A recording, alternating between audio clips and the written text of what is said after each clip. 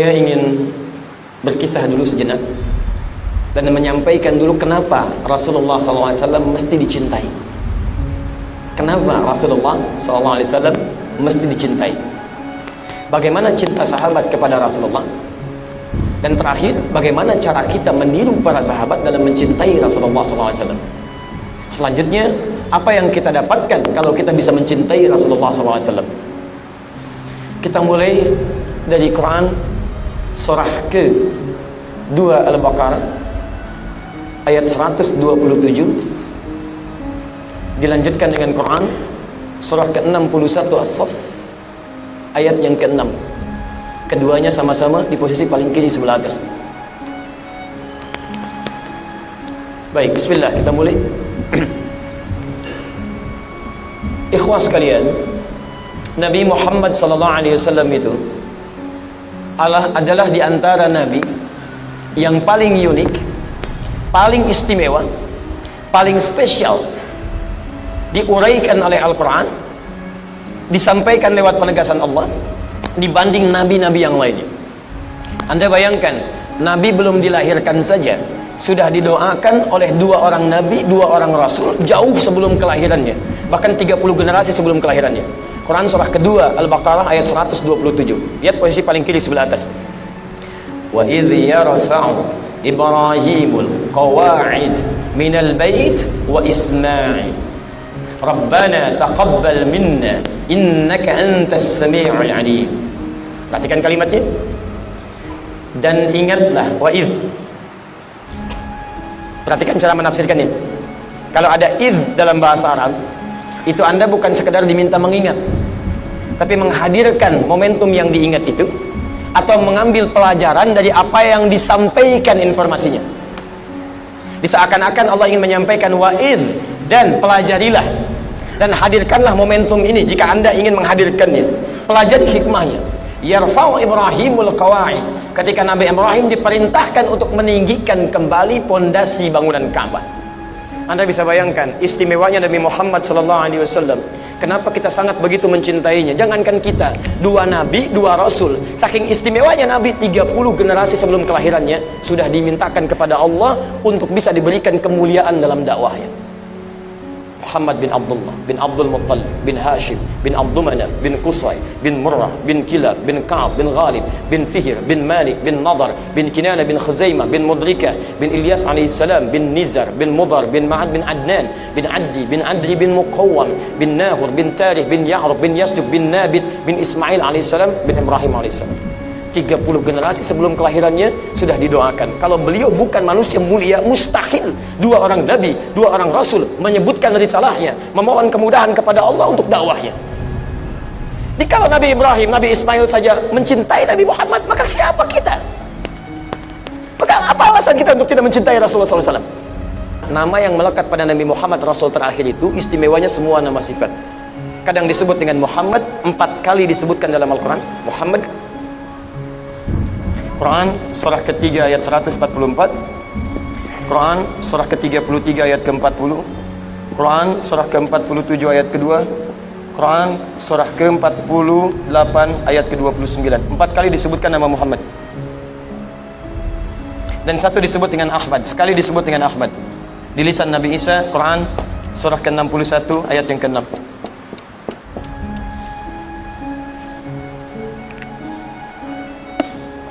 Perhatikan, ini yang menjadi alasan kenapa Nabi dicintai oleh para Nabi dan Rasul sebelumnya.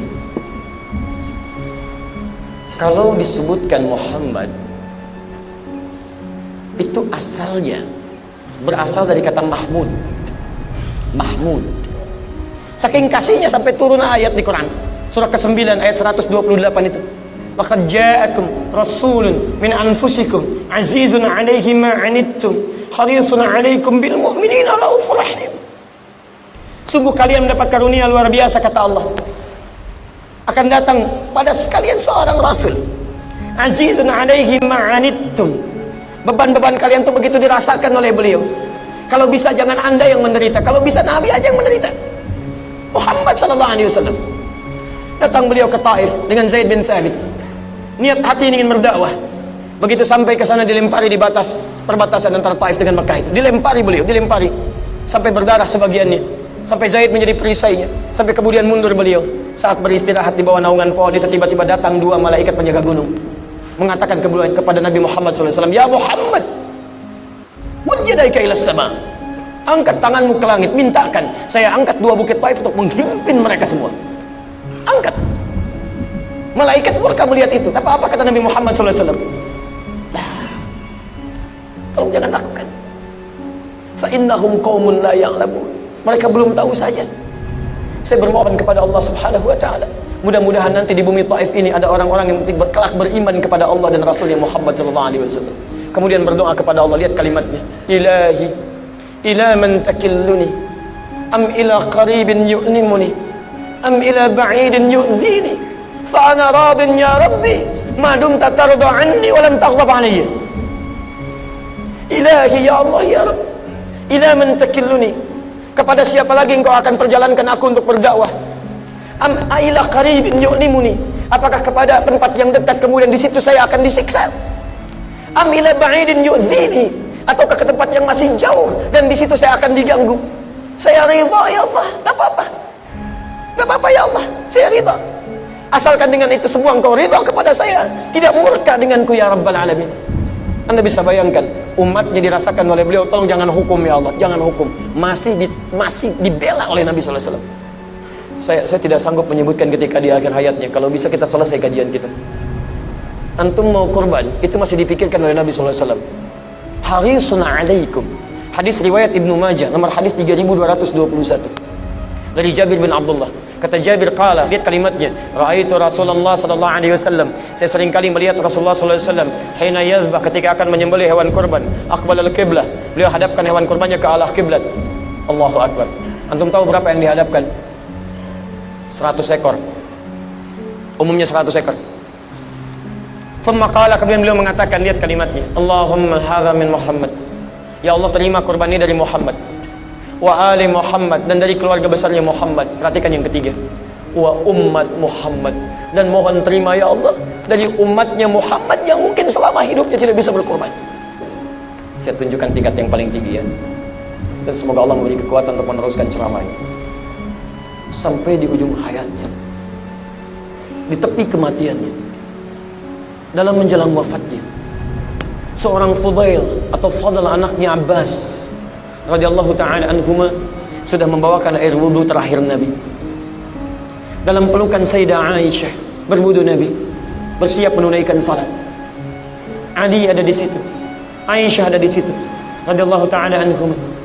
Tapi yang disebut bukan mereka, yang disebut antum, ummati, umatku. Sampai pernah berkisah sebagian dari sahabat, kata Nabi, ishtaqtu bi ikhwani, saya sedang merindukan saudara-saudaraku. Kata sahabat, ya Rasulullah, lasta ikhwanak, bukankah kami ini saudaramu? Kata Nabi, lastum ikhwani walakinnakum ashabi, kalian bukan saudaraku, tapi kalian adalah sahabat-sahabatku. Ikhwani humul ladzina lam yarawni walakinnahum yu'minuna bi. Ikhwani humul ladzina lam yarawni, mereka itu enggak pernah lihat saya, tapi mau mereka beriman kepada saya. Nabi merindukan antum, masa antum gak ridho dengan Nabi? Kata Nabi, ada orang-orang yang nanti gak pernah lihat saya, tapi mereka yakin dengan saya. Saya merindukan mereka sekarang. Saking rindunya di telaga surga ditunggu oleh Nabi SAW. Antum tidak masuk ke dalam surga kecuali menjemput antum ini. Saking rindunya dengan antum disebutkan, masa antum gak rindu dengan Nabi? Tibalah ketika nyawanya dicabut itu, sampai kemudian naik dari telapaknya, sampai tiba-tiba datang malaikat berpaling. 5. Atukrihu alayya, apa engkau tidak sanggup melihat aku, tidak suka lihat saya? Apakah sakit kemudian dicabut nyawa terasa oleh beliau? Maka dijawablah dengan ayat Quran surah 3 185 itu, kullu nafsin dha'iqatul maut, setiap yang punya jiwa pasti akan punya rasa dengan maut. Nabi merasakan itu semua. Siapa yang diingat? Umatnya. Mudah bagi Nabi dicabut dengan cabutan yang sangat ringan, tak terasa panggilan yang indah, ya ayat Tuhan nafsul mutmainnah. Quran surah 89 ayat 27 sampai dengan 30. Tapi apakah umatnya akan mengalami semua itu? Tidak. Maka disitulah kemudian beliau bermohon, lihat kalimatnya, Ilahi, Tuhan Allah, jika diperkenankan jika diperkenankan. Kalau ada kalimat jika diperkenankan, artinya tidak mudah bagi Allah mengabulkan. Belum tentu dikabulkan. Ya Allah, jika engkau perkenankan, mohon timpakan seluruh rasa sakit yang akan dialami umatku saat sakaratul maut nanti. Tolong timpakan kepadaku sekarang saat ini, supaya mereka tidak merasakannya lagi saat sakaratul maut. Ilahi, ya Allah, mohon ya Allah, kalau engkau perkenankan, timpakan seluruh rasa sakit yang akan dialami umatku saat sakaratul maut nanti. Timpakan kepadaku saat ini, supaya mereka tidak mengalami sakaratul maut lagi. Hanya Muhammad sallallahu alaihi wasallam. Sallu ala Nabi. Makanya wajar kata malaikat Jibril, mu'dan raghiba anfu rajul, keterlaluan, hina orang ini, jauh dia, gak kenal dia dengan Nabi, gak sayang dia dengan Nabi. Nabi mikirkan dia harisun alaikum azizun alaihi ma'anittum bil mu'minina raufur rahim. Antum gak bisa korban dipikirkan, antum dirindukan, berat antum ditanggung, sakaratul maut ingin dirasakan. Disebutkan nama Nabi, belum mampu bersalawat kepada Nabi, dan antum masih merasa belum mencintai Nabi. Kurang apa lagi Nabi pengorbanannya terhadap antum? Kurang apa lagi? Maka kalau antum bertanya kenapa kita mesti mencintai Nabi, itulah semua jawabannya. Jika antum bertanya kenapa sahabat mencintai Nabi, itu jawabannya. Jika antum bertanya kenapa mereka mengorbankan jiwanya, itu jawabannya. Hingga takut semua sahabat berpisah dengan Nabi sallallahu alaihi wasallam. Takut mereka semua. Seorang Abu Hurairah datang belakangan, masuk Islam 3 tahun sebelum Nabi wafat, sampai menyimpulkan saya terlambat, saya terlambat. Yang lain sudah masuk Islam, saya terlambat. Anda bisa bayangkan, melihat sementara waktu cuma masa sebentar, sudah merasakan kerinduan. Saya takut tidak berjumpa dengan Nabi di akhirat. Akhirnya beliau menyusul sahabat yang lain untuk belajar. Abu Bakar sudah duluan masuk Islam, Umar sudah duluan masuk Islam, Utsman sudah duluan masuk Islam. Ini terlambat. Kata beliau, saya harus nyusul mereka. Kalau sahabat yang lain menunggu di majlis ta'lim, beliau langsung menunggu di tempat Nabi keluar dari rumahnya. Dilihat bagaimana jalannya, bagaimana melangkahnya, bagaimana nengoknya, bagaimana dipanggilnya, bagaimana senyumnya. Beliau ingin meneladani semua dari Nabi agar bisa berjumpa dengan Nabi sallallahu alaihi wasallam. Itu yang dijadikan bekal oleh beliau bertemu dengan Nabi. Sahabat yang lain selalu datang pada salat subuh, sisi sayap kanan. Pasti ketika semua orang ada di masjid, orang ini pasti duluan, sebelah kanan. Sampai satu kali, tiba-tiba ketika Nabi melihat orang ini tidak ada. Bahkan sebelum tidak adanya, Nabi melihat fisiknya sudah mulai kurus. Ditanya orang ini, kenapa kamu demikian? Apa tidak makan? Ya Rasulullah, saya bukan berarti tidak kuat. Kalau Anda panggil saya berjihad, saya berangkat sekarang. Kalau Anda perintahkan lakukan, saya kerjakan sekarang. Tapi sungguh ya Rasulullah, saya rindu dengan Anda. Kalau siang sudah selesai, saya menanti malam untuk bertemu. Kalau malam sudah selesai, saya menanti esok untuk bertemu dengan Anda. Tapi beberapa waktu ini saya nggak bisa makan ya Rasulullah, karena saya takut ketika di akhirat nanti saya tidak bisa berjumpa dengan Anda. Saya tidak sanggup menelan makanan. Anda ini kan Nabi, Anda Rasul, saya ini cuma orang seperti ini. Bagaimana bisa bersama Anda di akhirat? Saya tidak mau dipisahkan ya Rasulullah. Karena keluarnya kalimat itu langsung turun firman Allah Subhanahu wa taala. Quran surah keempat ayat ke-69 itu. Lihat kalimatnya. Ketika kalimat itu keluar, Allah yang menjawabnya, menjamin ia bahwa ia akan bersama Rasulullah sallallahu alaihi wasallam. "May yuti'illaha war rasul fa ulaika ma'al ladzina an'amta 'alaihim minan nabiyyin was-siddiqin wasyuhada was-salihin wa hasuna ulaika rafiqa." Ma'al ladzina an'ama Allahu 'alaihim, bukan an'amta 'alaihim, ma'al ladzina an'ama Allahu 'alaihim. Dan siapapun yang mau menaati Allah dan Rasulnya, cukup kamu taati Allah, taati Rasulnya, maka kamu akan diberikan nikmat oleh Allah seperti Allah memberikan nikmat pada orang-orang sebelumnya yang akan bersama orang-orang hebat di akhirat. Bersama siapa mereka? Minan nabiyyin, semua para nabi. Ada anbiya, ada nabiyyin, itu beda. Kalau anbiya jamak dari kata nabi, tapi jamaknya terbatas, jam'ul qillah. Makanya di surah Al-Anbiya tidak disebutkan semua kisah nabi, sebagian nabi. Tapi kalau disebutkan nabiyyin, nabiyun, semua nabi. Ada orang yang di surga tetangganya para nabi, masya Allah. Surga biasa ditanya, akhi, di mana antum surganya? Di sini, masya Allah. Siapa tetangga antum? Depan ana, alim A, masya Allah. Perkenal dulu, soleh. Samping kanan ana, Ustadz B, antum juga kenal, iya, soleh. Samping kiri ana, Habib C, masya Allah, terkenal, soleh. Belakang D, masya Allah, semua disebutkan. Kalau antum di mana akhi surganya? Dia diam. Di mana? Di sini. Depanan Nabi Ibrahim. Masya Allah. Samping kiri saya Nabi Yusuf.